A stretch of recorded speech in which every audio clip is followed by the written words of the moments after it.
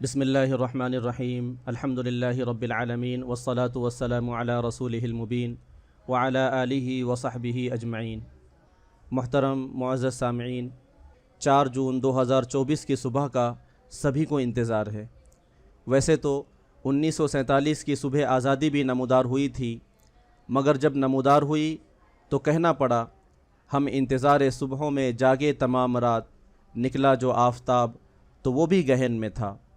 اس کے باوجود ہم نے ہمت نہیں ہاری، ہم ڈٹے رہے، جمے رہے۔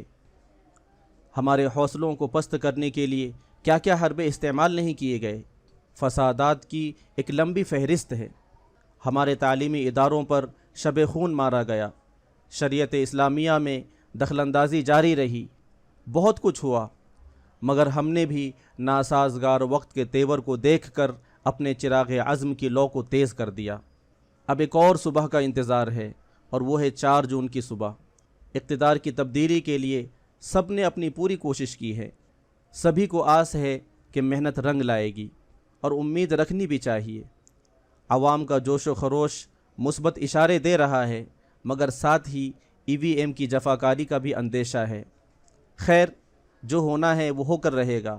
امید بر آئی تو شکر ادا کیا جائے گا، بصورت دیگر ہم اپنے عزم کو مزید توانا کریں گے، اپنے حوصلوں کی اڑان اور تیز کر دیں گے۔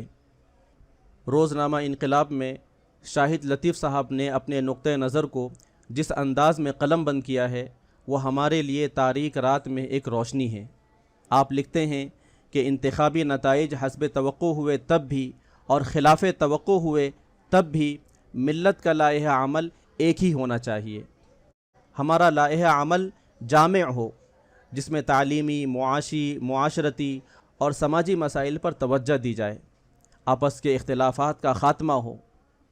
اگرچہ کہ تعلیم نصاب میں منو اسمرتی کو شامل کر کے انسانوں کے بٹوارے کی راہ ہموار کرنے کے ارادے ہیں، مگر ہمارا لائحہ عمل آج سے نہیں 1500 سال پہلے سے مدون ہے کہ سب انسان آدم کی اولاد ہیں، سب بھائی بھائی ہیں۔